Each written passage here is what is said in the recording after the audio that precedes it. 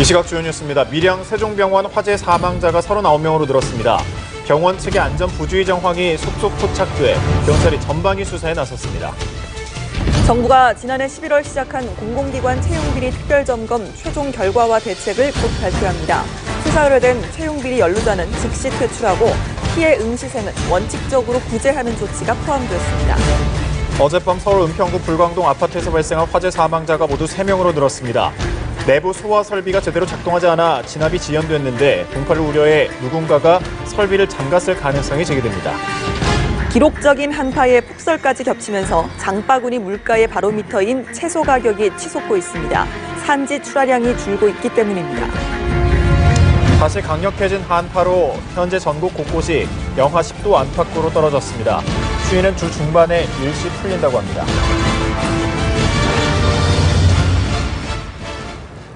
시청자 여러분 안녕하십니까? 오전 9시 뉴스 시작합니다. 네, 밤사이 다시 추워졌습니다. 현재 전국 곳곳이 영하 10도 안팎으로 떨어졌는데 추위는 주 중반에 일시적으로 풀린다고 합니다. 네, 자세한 날씨는 기상센터 연결해서 알아봅니다. 구보나 캐스터.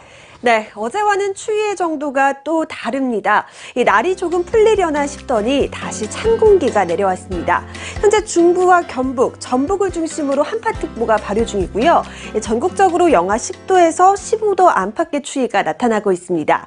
서울이 영하 11.5도로 어제보다 3도가량 내려갔고 강원도 철원이 영하 16.7도, 경북 의성이 영하 14.2도 보이고 있습니다. 이처럼 풀릴 듯 말 듯한 추위에 몸도 마음도 지치실 겁니다. 내일도 오늘만큼 춥겠지만요. 그래도 모레부터는 일시적이긴 해도 기온이 평년 수준 가까이 올라서겠습니다. 그리고 다가오는 주말부터 다시 찬 공기가 내려오겠습니다. 추위에 방심하지 마시고요. 건강관리 잘 해주시기 바랍니다. 한편 오늘 오전까지 서해안 지역으로는 1cm 내외의 눈이 조금 오겠습니다. 그 밖의 지역은 맑고 건조한 날씨가 이어지겠습니다. 전국적으로 수일째 건조특보가 이어지고 있고 또 잦은 난방기 사용으로 화재 사고가 빈번하게 발생하고 있습니다. 불씨 관리 정말 잘 해주셔야겠습니다. 지금 이 시각 자세한 기온 살펴보면요. 서울이 영하 11.5도, 대전이 영하 9.2도, 울산이 영하 6.5도, 창원은 영하 6.6도 나타나고 있습니다. 낮 기온까지 살펴보겠습니다. 서울이 영하 6도에 그치겠고요. 청주가 영하 4도, 창원이 2도, 울산이 1도로 어제보다 조금 낮겠습니다. 지금까지 날씨 전해드렸습니다. 네, 이렇게 한풀 꺾였던 매서운 한파가 또다시 찾아왔습니다. 어젯밤 8시 일기에 경기 전역에 한파특보가 발효된 가운데 연천군 아침 최저기온이 영하 21도까지 떨어졌습니다. 네, 취재기자 연결합니다. 강창구 기자. 네, 경기도 수원 화옥문 앞에 나와 있습니다. 화옥문은 수원천후에 건설된 세계문화유산 수원화성의 북쪽 수문인데요. 매서운 한파가 이어지면서 수문 밑을 흐르는 시냇물이 꽁꽁 얼어붙었습니다.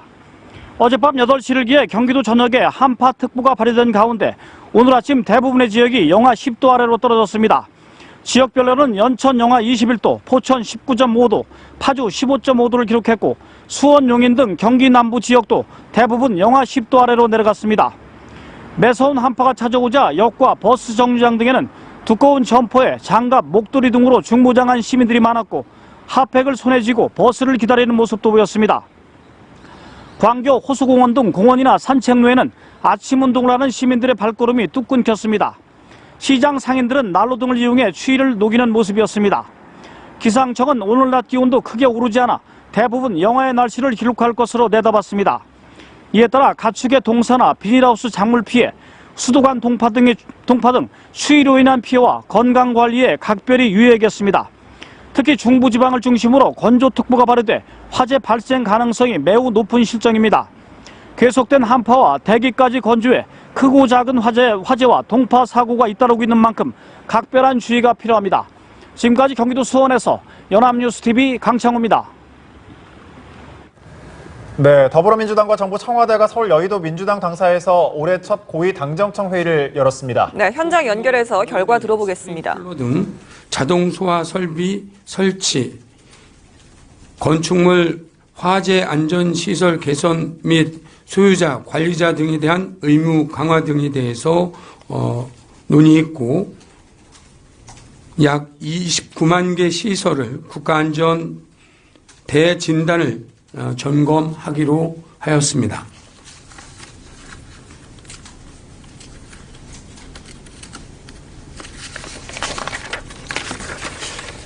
평창올림픽 준비 상황과 관련해서는 당정청은 2018년 평창 동계올림픽 및 동계 패럴림픽 준비 사항을 점검하고 역대 최고의 성공적 대회가 될 수 있는 완벽한 준비가 이루어졌다는 데 인식을 같이 하며 대회 운영 준비가 차질 없이 시행되도록 최대한의 역량을 결집하기로 했다. 특히 개폐회식과 방한 대책에도 만전을 기하기로 했다. 당정청은 동계올림픽 역사상 최대 규모이자 북한의 참가도 이루어진 2018년 평창 동계올림픽 및 동계 패럴림픽이 명실공히 평화올림픽으로 한반도와 세계 평화에 기여할 것이라는데 의견을 같이 하고 북한의 올림픽 참가와 관련한 제반 사항을 지원하는 데 긴밀히 협력하기로 했다. 또한 당정청은 이번 올림픽을 통해 5세대 이동통신, 사물 인터넷, 초고화질 영상, 인공지능, 가상현실 등 첨단 ICT 설비를 차질 없이 구현하여 4차 산업혁명 선도국가의 이미지를 확고히 하는 데도 함께 노력하기로 했다. 당정청은 2018 평창 동계올림픽 및 동계 패럴림픽의 성공을 위해서는 무엇보다 대회 붐 조성이 중요하다는 데 인식을 같이 하고 88 서울올림픽, 2002 월드컵 때와 같은 국민적 관심과 동참을 호소하기로 했다. 다음은 설 민생 안정 대책 관련돼서 당정청은 이번 설이 평창올림픽 기간 중에 있으므로 평창올림픽과 함께 즐기는 명절이 되어야 하며 소득주도 성장이라는 문재인 정부의 국정 기치에 걸맞게 물가 근심을 덜고 온기가 도는 명절이 되어야 한다는 데 공감했으며 안전 안심에 대한 국민들의 요구가 어느 때보다 높은 만큼 안전하고 편안한 명절이 되어야 한다는 데 인식을 같이 하였다. 당정청은 평화올림픽과 함께 즐기는 설 명절을 위해 올림픽 행사 지역 8개 고속도로 통행료 면제와 설 명절 평창올림픽 입장권 선물하기 캠페인, KTX 경강서 티켓 소지자 농수협 농축산물 할인 판매 행사 등 다각도로 노력하기로 하고 또한 평창 여행의 달을 운영하는 등 국내 관광이 활성화될 수 있도록 지원을 대폭 강화하기로 했다. 또한 외국인 관광객 평창올림픽 참여와 유도를 위해서 중국 제한적 여의도 더불어민주당 중앙당 당사에서 고위 당정청 협의회가 열렸는데 그와 관련한 내용 들어봤습니다. 이어지는 뉴스에서 정리해드리도록 하겠고요. 계속해서 소식 이어가겠습니다. 밀양 세종병원 화재 참사와 관련해 사흘 동안 합동 감식이 진행됐습니다. 조사 결과 병원 측의 안전 부주의 정황이 포착되고 있는 만큼 경찰은 책임 소재를 가리기 위해 전방위 수사에 나서고 있습니다. 현장 나가 있는 취재기자 연결합니다. 정인용 기자. 네, 밀양 세종병원 앞에 나와 있습니다. 어제 이곳에서 경찰과 국가수는 사흘째 합동 감식을 벌였습니다. 우선 경찰은 화재 현장에서 앞서 벌인 합동 감식 결과를 토대로 1층 응급실 내 탕비실을 발화 지점으로 지목하고 화재 원인으로 추정되는 전기 배선 2개에 대해 정밀 감식을 맡긴 상태입니다. 어제 감식에서는 나머지 4개 층의 연기 확산 경로와 비상 발전기 작동 여부 등을 살폈는데요. 1층 외에 2층부터 5층까지는 실제 불에 탄 흔적이 없었고 연기 유입 경로는 4가지 정도로 압축됐습니다. 요양병원과 종합병원 사이 연결 통로와 엘리베이터 틈, 그리고 방화문 훼손으로 인한 유입, 배관이나 전선 설비 통로를 통해서 유입됐을 가능성이 제기됐습니다. 또 경찰은 화재 시 정전 피해를 막으려고 설치된 비상 발전기가 사실상 가동되지 않은 것으로 보고 이 같은 부분이 사상자 증가에 영향을 줬는지도 확인하고 있습니다. 이와 별도로 병원 측이 일부 입원 환자를 침대에 묶어 관리하고 있었던 점과 수년 동안 불법 증축이 거듭됐다는 점도 형사처벌 대상이 되는지 들여다보고 있습니다. 경찰이 피해자 신분으로 불러 조사한 사람은 아직까지 없는 것으로 알려진 가운데 대형 참사인 만큼 책임 소재를 밝히기 위한 병원 관계자들에 대한 소환 조사는 불가피한 상황입니다. 잠시 후 오늘 11시에는 부검 결과 등 수사 상황에 대한 브리핑이 있을 예정입니다. 한편 어젯밤 세종병원 참사로 입원했던 80대 여성이 끝내 숨지면서 사망자는 39명으로 늘었습니다. 지금까지 밀양 화재 참사 현장에서 연합뉴스TV 정인용입니다. 네, 39명이 숨진 밀양 세종병원은 무분별하게 불법 증축된 건물이 10여 곳에 달합니다. 이 병원 측은 관계기관의 시정명령도 무시한 채 배짱 영업을 해왔는데요. 네, 병원 곳곳에 덕지덕지 붙은 불법 건축물들이 사망자들의 주된 사망 원인으로 밝혀진 연기가 외부로 빠지는 것을 막았다는 감식 결과가 나왔습니다. 김경인 기자입니다. 화재 참사가 난 세종병원은 불법 건축물 천지였습니다.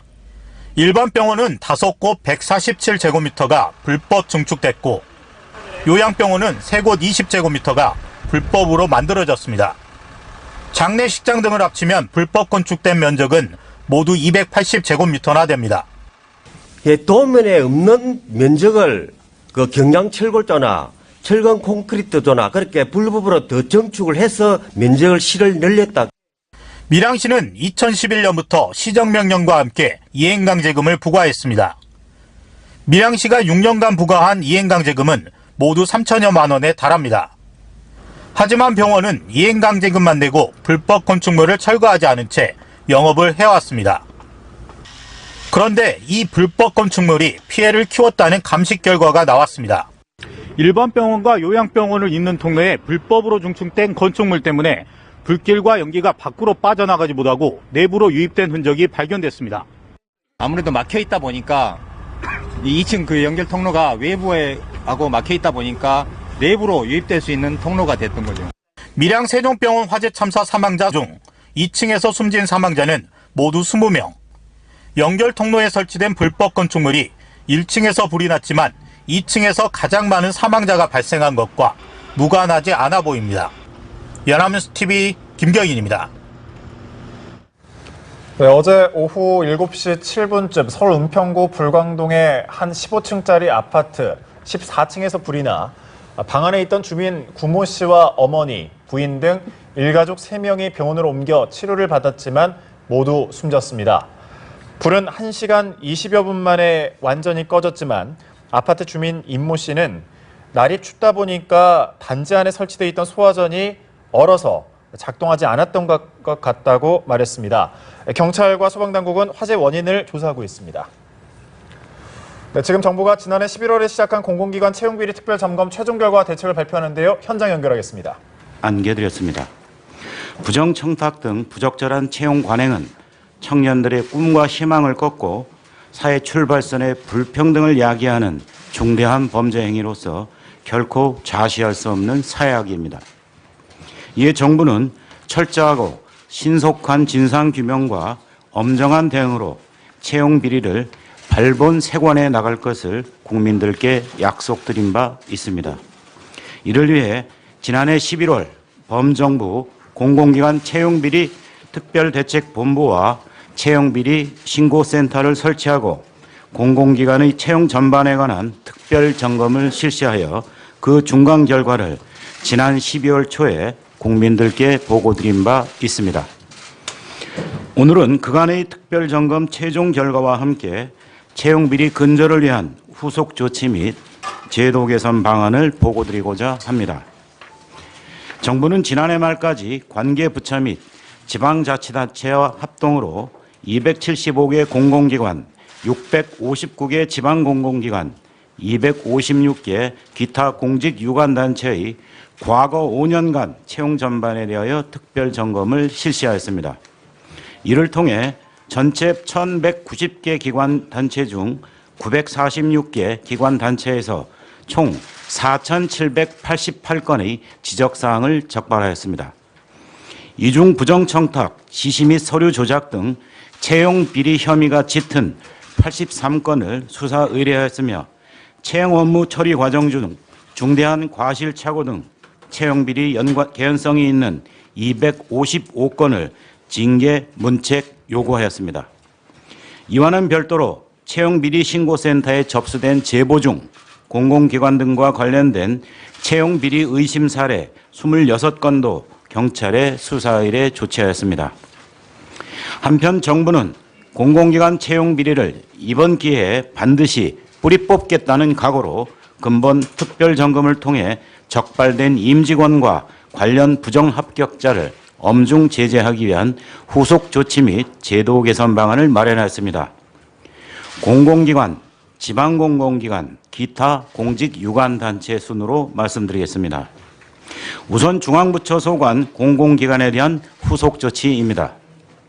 전체 275개 공공기관에 대한 점검 결과 257개 기관에서 총 2,311건을 적발하였습니다. 이 중 47건은 수사 의뢰하고 123건은 징계 요구하였으며 다음과 같이 후속 조치를 시행할 계획입니다. 먼저 근본 특별점검 결과 채용 비리에 연루된 임직원에 대한 후속 조치입니다. 수사 의뢰 또는 징계 대상에 포함된 현직 임직원은 총 197명입니다. 이 중 현직 직원 189명은 오늘부터 즉시 업무에서 배제하기로 하였습니다. 아울러 향후 수사기관의 수사를 거쳐 검찰에 기소되는 직원은 기소 즉시 퇴출토록 하겠습니다. 한편 수사 의뢰 대상에 포함된 공공기관 현직 기관장 8명은 즉시 해임 추진하겠습니다. 다음은 근본 특별점검 결과 적발된 사항과 관련한 부정합격자에 대한 후속 조치입니다. 수사 결과 부정합격자 본인이 검찰에 기소될 경우 채용 비리 연루자와 동일한 기준을 적용하여 기소 즉시 퇴출토록 할 예정입니다. 부정합격자 본인이 기소되지 않더라도 본인 채용과 관련된 임직원이나 청탁자가 기소될 경우 해당 부정합격자를 즉시 업무에서 배제한 후 주무부처별 재조사와 기관 내부 징계위원회 동의를 거쳐 퇴출토록 할 예정입니다. 강원랜드 등 감사원 등으로부터 이미 감사나 조사를 받은 공공기관도 근본 후속 조치와 동일한 원칙하에 근본 관련 임직원과 부정합격자를 엄중 제재할 예정입니다. 우선 검찰 수사 결과 이미 기소된 공공기관 임직원은 즉시 퇴출 추진하고 기소된 임직원 및 청탁자와 관련된 부정합격자는 즉시 업무에서 배제한 후 주무부처 재조사와 기관 내부 징계위원회 동의를 거쳐 퇴출토록 하겠습니다. 다음은 피해자 구제를 위한 후속 조치입니다. 검찰 수사 결과 최종 합격자가 뒤바뀐 경우 등 피해자를 특정할 수 있는 경우 원칙적으로 구제를 추진할 예정입니다. 사안별로 피해자의 특정성, 구체성 등을 공공기관이 판단하여 피해자 구제 조치를 추진토록 하겠습니다. 또한 재판 결과 채용비리 관련 임직원의 유죄가 확정된 경우 각 공공기관으로 하여금 해당 임직원을 대상으로 민사상 손해배상을 청구토록 하겠습니다. 한편 수사 의뢰 또는 징계 사안이 발생한 공공기관은 총 78개로 이 중 수사 의뢰 관련 33개 기관은 금일 기관명과 그 내용을 공개합니다. 징계 관련 63개 기관은 금일 기관명을 우선 공개하고 그 내용은 2월 말경 징계 처분이 확정되는 대로 각 주무부처에서 공개할 예정입니다. 이러한 후속 조치와 더불어 비리 연루자 일벌백계, 비리 요인 발본세관, 채용 과정 완전 공개 원칙 하에 과정에서 결과까지 공정하고 투명한 채용 문화 정착을 위한 공공기관 채용제도 개선 방안도 마련하였습니다. 첫째, 채용 비리 관련자는 무관용 원칙으로 원스트라이크 아웃을 제도화하겠습니다. 기관장 등 채용 비리 연루 위문은 즉시 해임을 추진하되 향후 직무정지 근거와 금품 수수가 결부되어 유죄 판결이 확정된 임원의 인적사항 대외 공개 근거를 마련할 계획입니다. 아울러 채용비리에 연루된 직원에 대한 업무 배제 및 퇴출 근거와 부정한 방법으로 임용된 자에 대한 채용 취소 근거 등을 재정비해 나가도록 하겠습니다. 특히 채용이 취소된 부정합격자의 경우 향후 5년간 공공기관 채용시험 응시 자격도 원천 박탈할 계획입니다. 또한 채용 비리가 발생한 기관과 해당 기관 내 감사의 귀책 사유도 엄밀히 평가하여 경영평가 등급 및 성과급 지급률을 하향 조정할 계획이며 각 채용 단계별 예비 합격자 순번 부여, 불합격자 이의 신청 절차 등을 통해 피해자들에 대한 구제도 적극 추진해 나갈 계획입니다. 아울러 인사청탁자의 인적 상황 대외 공개를 위한 관련법 개정도 검토할 계획입니다. 둘째, 공공기관 상시 감독 및 신고 체계를 구축하여 채용 비리, 사전 예방 및 재발 방지에 만전을 기하겠습니다. 채용 전 과정의 내부 감사인 입회, 참관 활성화 등 기관 내부 감사 기능을 강화해 나갈 계획이며 주무부처의 채용 비리 점검 활동을 정례화하고 그 실적을 정부 업무 평가에 반영토록 하겠습니다. 이를 위해 관계부처 합동 채용 비리 점검 회의를 정례화하고 채용 비리 통합 신고센터를 상설 운영할 계획입니다. 셋째, 채용 계획부터 서류, 필기, 면접 전형 등 모든 채용 과정을 대외 공개하여 투명하게 운영토록 하겠습니다. 각 채용 절차별 상세 정보에 대한 공시를 대폭 확대하고 매년 일제 점검을 통해 경영평가에 반영토록 할 계획입니다. 이와 함께 각 전형 단계 외부 평가위원 참여 확대, 블라인드 채용 강화 등을 통해 평가의 투명, 공정성을 철저히 확보해 나가겠습니다. 다음은 지방공공기관에 대한 후속 조치입니다. 659개 지방공공기관을 특별 점검한 결과 489개 기관에서 총 1,488건이 적발되어 채용 비리 혐의가 높은 26건을 수사 의뢰하였고 90건은 징계 요구하였습니다. 지방공공기관도 공공기관과 정보 서울청사 연결해봤습니다.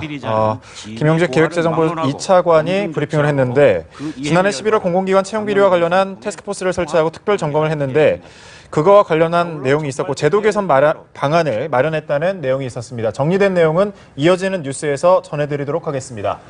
계속해서 소식 이어가겠습니다. 기록적인 한파에 폭설까지 겹치면서 장바구니 물가의 바로미터인 채소 가격이 치솟고 있습니다. 네, 산지 출하량이 줄고 있기 때문인데 이 설 명절 준비에도 영향을 미칠지 걱정하는 분들이 많으실 겁니다. 경제부의 한지 기자 연결해서 장바구니 물가 이야기 나눠보도록 하겠습니다. 어서 오십시오. 네, 안녕하세요. 네.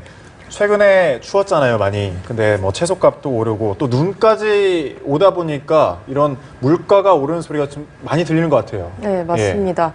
제가 지난 주말에 청량리 농수산물 시장에 좀 다녀왔는데요. 네. 가게 곳곳마다 상인들이 밤사이에 이제 꽁꽁 얼어붙었을 거 아니에요, 채소들이. 근데 이것들이 이제 골라내는 손길들이 굉장히 분주했거든요. 그래서 뭐 칼바람을 피하기 위해서 비닐이나 아니면 보온 덮개라고 이렇게 이불같이 생긴 게 있더라고요. 그래서 그런 것들을 좀 덮으면서 좀 이렇게 소용이 없었다 그런 걸 덮어도 왜냐하면 채소들이 엉게 이제 녹아야 되는데 녹질 않고 이게 바로 버려야 되거든요. 그렇게 되면은. 네, 그래서 제가 한번 직접 취재한 상인들 인터뷰 한번 쭉 들어보시겠습니다. 여기는 재래시장이라서 할머니 할아버지들이 다 나오는 데인데 원체 날씨가 추우니까 할머니 할아버지들 안 나오니까 손님이 보다시피 이게 뚝 떨어져 있어요. 날씨가 추우면은 손님이 안 나오니까 이제 장사에 애로사항이 많지. 네. 지금 추워도 구정에 가서 날이 풀리면 괜찮은데 이렇게 추워서 얼면 맛도 떨어지고 못 쓰게 되지. 녹아도 맛이 없고. 근데 올해 일찍 추위가 왔으니까 구정엔 따뜻할 거예요. 그렇게 봐야지. 그래서 좀 품목별로 좀 살펴보면 네. 한파 경보 발령 탓에 풋고추 값은 한 달 전보다 74% 올랐고 애호박은 59%, 오이도 46% 좀 상승을 했습니다. 감자와 당근 값도 주산지인 제주도의 눈과 비가 잦았던 영향으로 10%가량 올랐는데요. 명절 제수용품 중에 또 빠질 수 없는 과일이죠. 그렇죠. 배 같은 경우에는 전문 상인들의 출하 물량 조절로 시장 내 반입량이 좀 감소하면서 약 9% 정도 가격이 상승했습니다. 있습니다. 그리고 돼지고기 삼겹살 가격은 사육 마리수가 늘면서 하락세를 보인 반면 설 선물 세트로 많이 구매하는 한우는 1등급 등심 500g당 7.6% 오른 42,380원에 거래가 됐습니다. 아무래도 설 선물 세트용 수요가 늘어나면서 도매 거래 가격도 좀 늘어난 것이 아니냐 이런 분석이 나오고 있습니다. 예, 일단 뭐 채소 같은 경우는 농산물 위주로 소비자들이 직격탄을 맞을 것으로 걱정이 됩니다. 뿐만 아니라 수산물도 날씨 영향을 많이 받았을 것 같은데요. 가격이 좀 많이 올랐다고요? 네, 그렇습니다. 최근에 좀 잦은 풍랑주의보로 인해서 새로운 배들이 조업을 나가지 못하면서 일부 수산물 품목 가격이 급등을 했는데요. 대표적으로 오징어 같은 경우에는 악천후 때문에 조업이 이루어지지 못했어요. 그래서 위판가조차 형성이 되지 못한 상황이고요. 네. 그리고 생도루묵 가격은 60마리 기준으로 한 달 사이 평균 10,000원이 올랐습니다. 그리고 수산물 가운데 이제 차례상에 올라가는 거 이제 명태나 조기나 이런 물고기들이 있잖아요. 근데 이제 명태 같은 경우에는 요즘에 국산도 쓰고 수입산도 쓰니까요. 수입 물량도 큰 변화가 없기 때문에 정부 비축 물량이 순차적으로 방출이 되면 가격은 좀 보합세를 보일 것으로 전망됩니다. 하지만 이 반면에 조기 같은 경우에는 국내산과 수입량을 합쳐서 총 재고량이 지난해보다 30% 이상 줄었어요. 그래서 좀 가격이 꽤나 많이 오를 것으로 좀 보입니다. 그렇군요. 아무래도 이런 가격에 대한 고민은 또 설도 얼마 안 남다 보니까 주부들이 좀 많이 하실 것 같은데 이제 시청자분들께서 궁금한 게 그러면 이번 설에는 어디서 과연 장을 봐야 되냐? 전통시장이냐 어디냐? 어디서 봐야 되나요? 아무래도 이제 전통시장이나 마트 같은 경우에는 장 보는 데에 있어서 이제 좀 각각의 장점이 좀 있을 것 같아요. 근데 가격이 저렴한 곳은 역시나 전통시장입니다. 그리고 연휴 동안에는 주정차 단속도 완화가 돼서 보다 조금 편안하게 장을 보실 수가 있고요. 가격 조사기관인 한국물가정보에 따르면 4인 가족 기준으로 올해 설 차례상을 차리는데 21만 9천 원이 들 것으로 조사가 됐습니다. 반면에 이 대형마트에서 장을 보면 28만 7천 원이 들어서 시장보다 28% 더 비싼데요. 그래도 이제 대형마트 같은 경우에는 여러 가지 물건들이 이제 한데 모여 있지 않습니까? 그러니까 이제 많이 돌아다니지 않고 조금 편안하게 장을 볼 수 있지 않을까 이런 장점이 있겠죠. 예, 이렇게 물가가 좀 파동을 치는데 정부 차원에서 어떤 정책 같은 건 좀 나왔습니까? 네, 그렇습니다. 일단 정부는 10대 주요 성숙 품목들의 이 공급량을 평소보다 1.4배 수준으로 확대할 방침입니다. 그리고 소비 촉진에도 조금 힘쓸 예정인데요. 오프라인의 경우에는 직거래 장터 등을 운영할 방침이고 직거래 장터의 경우에는 사실 그날 물건을 팔지 못하면 안 되잖아요. 예. 그러니까 할인율이 좀 커지는데 실제로 과일이나 한과 등을 최대 30% 넘게 좀 저렴하게 구입할 수 있다고 합니다. 그리고 또 홈쇼핑이나 농협 온라인몰 등을 통해서 좀 더 싸게 농축수산물을 판매할 예정이라고 하니까요. 명절을 앞두고 좀 이런 알뜰한 정보도 미리미리 찾아서 좀 보시는 것도 참 좋은 방법일 것 그러니까요. 같습니다. 저렴하게 구입하시려면 알뜰 정보 꼭 확인하셔야겠네요. 알겠습니다. 경제부 한지희 기자였습니다. 고맙습니다. 네. 네, 국민의당이 결국 공식적인 분당의 길로 접어들었습니다. 바른정당과의 통합 반대파는 신당, 창당, 발기인 대회를 열었습니다. 이 안철수 대표는 정치 패륜 행위를 했다며 각을 세웠습니다. 최덕재 기자입니다. 국민의당 통합 반대파가 민주평화당 창당 발기인 대회를 열고 창당준비위원회를 출범시켰습니다. 창준이는 정당으로서 법적 성격을 갖고 있는 만큼 사실상 국민의당의 분당이 공식화한 겁니다. 모두 16명의 현역 의원과 동교동계 고문들을 포함해 2,400여 명이 발기인의 이름을 올렸습니다. 창당준비위원장은 조배숙 의원이 만장일치로 선출됐습니다. 우리는 다당제와 민주평화개혁 정치를 병행 발전시키는 당입니다. 또한 우리는 민생 속으로 들어가서 국민들의 지치고 고단한 삶에 무거운 짐을 덜어주고 희망을 주는 정당입니다. 같은 시각 안철수 대표는 당무위원회를 소집하고 징계 카드를 꺼내들었습니다. 안 대표는 통합 반대파 의원 16명을 포함해 당원 179명의 당원권을 2년간 정지시키는 무더기 징계를 강행했습니다. 대한민국 정당 역사상 있을 수 없는 일들이 자행되고 있습니다. 더 이상 묵과할 수 없는 지경에 이르러서 오늘 이 당무위원회 결정까지 이르게 됐다는 점 말씀드립니다. 당무위에서는 통합 반대파의 탈당을 촉구하는 결의문도 채택됐습니다. 양측의 극한 충돌 속에 국민의당은 창당 2년여 만에 결국 분당으로 쪼개지는 모습입니다. 연합뉴스TV 최덕재입니다. 네, 2월 임시국회가 내일부터 본격적으로 가동됩니다. 네, 새해 첫 임시국회인데다 6월 지방선거를 앞두고 있는 만큼 각종 현안을 놓고 여야의 신경전이 팽팽할 것으로 예상됩니다. 임광빈 기자입니다. 6월 지방선거 동시 개헌 국민투표를 추진하는 더불어민주당과 이에 반대하는 자유한국당의 입장차는 좀처럼 좁혀지질 않고 있습니다. 민주당은 2월 임시국회 중으로 국회 합의안을 만들지 못할 경우 대통령 주도의 개헌안 발의가 불가피하다며 한국당을 압박하고 있습니다. 한국당은 여당이 주장하는 대통령 4년 중임제 반대 입장을 분명히 밝히면서 권력구조 개편 없는 개헌은 무의미하다고 맞서고 있습니다. 재외국민의 투표권 행사를 제한하는 내용의 현행 국민투표법 개정 문제도 개헌과 맞물려 충돌하고 있습니다. 고위공직자 비리수사처, 이른바 공수처 신설 문제도 쟁점입니다. 문재인 대통령의 검찰개혁 1호 공약이지만 한국당은 대통령에게 야당 탄압을 위한 칼을 하나 더 쥐어주는 꼴이라며 반대 입장이 확고합니다. 국정원 대공수사권 이관 문제도 충돌 지점입니다. 제천스포츠센터 참사 뒤 한 달 만에 발생한 밀양 세종병원 화재 참사는 정치권의 책임 공방으로 옮겨붙었습니다. 일단 대형 화재 사고와 관련해 문재인 정부 책임론을 부각하고 나선 한국당에 맞서 민주당은 직전 경남지사를 맡았던 한국당 홍준표 대표를 겨냥하고 있습니다.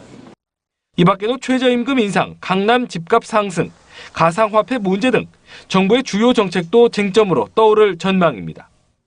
이명박 박근혜 정부 인사를 대상으로 한 검찰 수사 역시 2월 중 정점에 달할 것으로 보여 여야 공방은 더욱 치열해질 것으로 예상됩니다. 연합뉴스TV 임광빈입니다.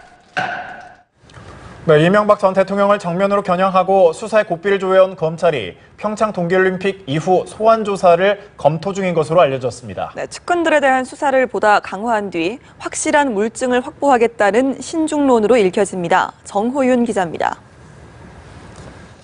검찰은 이르면 다음 달 초로 예상됐던 이 전 대통령의 소환은 사실상 어렵다는데 중론을 모은 것으로 알려졌습니다. 측근들에 대한 수사가 매듭지어지지 않은 상황에서 전직 대통령의 특수성을 고려할 때 확실한 물증을 확보하기 위해 시간이 더 필요하다는 뜻으로 풀이됩니다.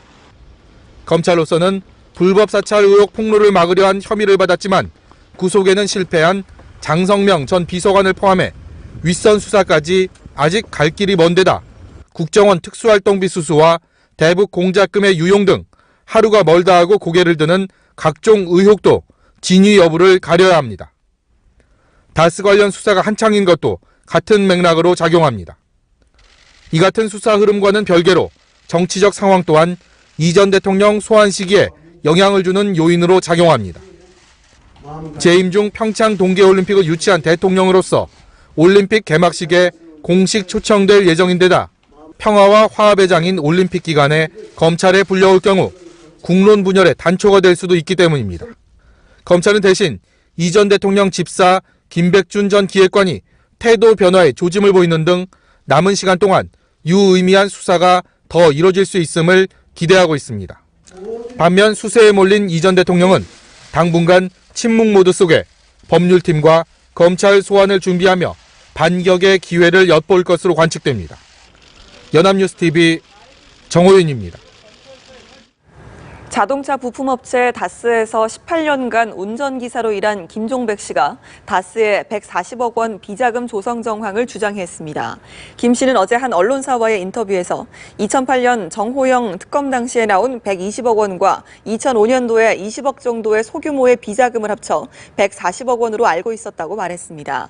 이는 다스의 비자금이 120억 원 규모이며 격리 여직원의 개인 횡령으로 조성되었다는 정호영 특별검사팀 당시 수사의 결론 과는 다른 주장입니다.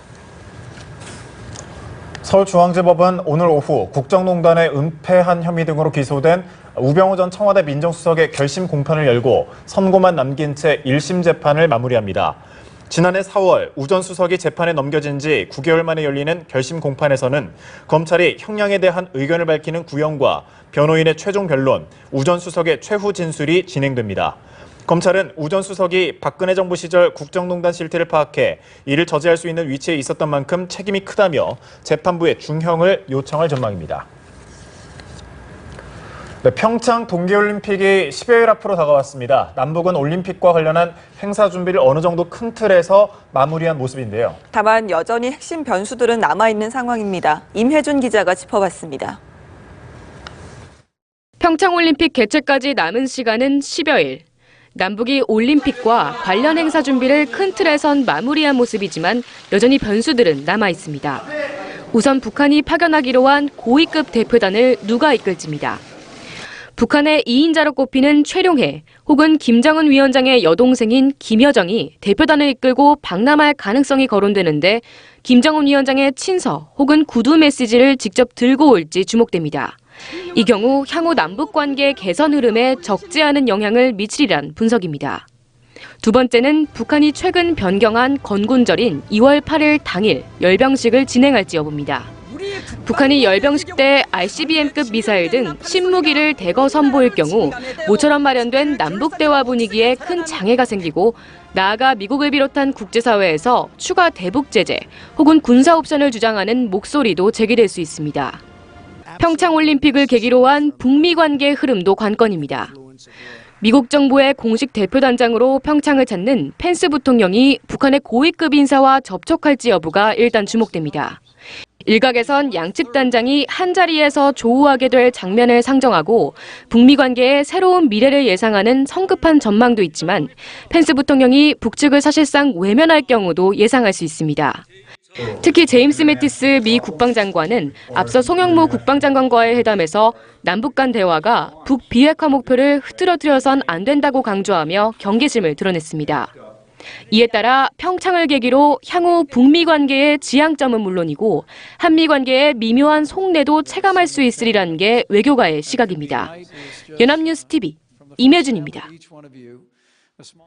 대한빙상경기연맹의 행정처리 미숙으로 평창 동계올림픽 출전 자격을 상실했다가 다시 출전 기회를 잡은 스피드스케이팅 대표팀의 노선영이 고심 끝에 올림픽 출전을 결정했습니다. 노선영은 자신의 SNS를 통해 정말 많은 고민 끝에 저는 당당하게 올림픽에 출전에 최선을 다하고 후회 없이 대표 생활을 마무리하려 한다고 밝혔습니다. 이에 따라 노선영은 이번 평창 올림픽에서 스피드스케이팅 여자 1500m와 팀 추월에 참가할 것으로 보입니다. 네, 호주 오픈에서 준결승에 오르며 한국 선수 최초로 테니스 메이저 대회 4강에 진출한 정현 선수가 귀국했습니다. 네, 정현 선수는 앞으로 세계 톱10 진입을 위해 더욱 노력하겠다고 밝혔습니다. 김종력 기자입니다. 정현이 입국장의 모습을 나타내자 환호성과 함께 박수가 터져나옵니다. 정현은 자신을 보기 위해 공항을 가득 메운 수백 명의 팬을 보고 깜짝 놀란 모습이었습니다. 지금 이렇게 공항에서 너무 많은 팬분들과 기자님들, 친구들이 나와주셔가지고 정말 저 큰일하고 돌아온 것 같은 느낌을 받고 있어요. 호주 오픈에서 준결승에 오르며 한국 선수 최초로 테니스 메이저 대회 4강에 진출한 정현. 전 세계 랭킹 1위, 노바크 조코비치 등을 물리친 정현은 자신감을 이번 대회 가장 큰 소득으로 꼽았습니다. 나도 할 수 있다라는 생각은 항상 가지고 있었지만 그 날이 이렇게 빨리 올 줄은 정말 생각지도 못했고, 그리고 한국 테니스를 포함한 아시아 테니스도 저로 인해서 할 수 있다는 걸 보여준 것 같아요. 한국 선수 역대 최고 랭킹을 예약한 정현은 현재에 만족하지 않고 더 높은 곳을 바라보겠다고 다짐했습니다. 이제 앞으로 더 높은 곳으로 가야 된다는 조금 책임감도 느끼고 더 열심히 해야 될 것 같아요. 아직도 시상대에 쓰고 싶은 거는 변함이 없어요. 정현은 한동안 국내에 머무르며 다친 발바닥 등 몸 상태를 검사받은 뒤 다음 대회 출전 일정을 확정한다는 계획입니다. 연합뉴스TV 김종력입니다. 네, 지금 베트남은 박항서 열풍이 불고 있습니다. 부임 3개월 만에 모래알 같던 베트남 23세 이하 축구대표팀을 한 팀으로 만든 박항서 리더십은 어떤 것이었을까요? 최지숙 기자가 보도합니다. 폭설 속 혈투 끝에 준우승을 차지한 베트남 23세 이하 축구대표팀. 경기 후 라커룸에서 축 처진 선수들을 하나하나 끌어안는 건 박항서 감독입니다. 선수 한 명 한 명을 품에 안아 다독이며 잘 싸웠다고 위로합니다. 절대 보기 마라. 이런 그다음에 축구 전설을. 오케이. 농구경조차 하기 힘든 베트남에서 나고 자란 선수들이 최강 전력으로 꼽힌 우즈베키스탄과 연장혈투까지 벌인 건 박 감독의 리더십이 주요한 것으로 풀이되고 있습니다. 2002 한일 월드컵 당시 히딩크 감독을 도와 한국 축구대표팀의 4강 신화를 이끈 박 감독은 베트남의 국민 영웅이 됐습니다. 지난해 10월 베트남 대표팀 감독으로 부임한 박 감독은 선수들에게 강한 아버지처럼 때로는 자상한 어머니처럼 역할하며 완벽히 선수단을 장악했습니다. 또 감독 본인의 전술을 고집하기보다는 베트남 선수들의 눈높이에 맞는 맞춤 전술로 다가가 단기간에 선수들의 실력을 끌어올렸습니다. 베트남의 히딩크가 된 박 감독은 이제 오는 8월 열리는 자카르타 아시안 게임을 정조준합니다. 베트남을 흥분의 도가니로 몰아넣은 박항서 매직이 8월에도 일어날지 궁금합니다. 연합뉴스TV 최지숙입니다. 네, 오전 9시 뉴스 마칩니다. 함께해 주신 여러분 고맙습니다.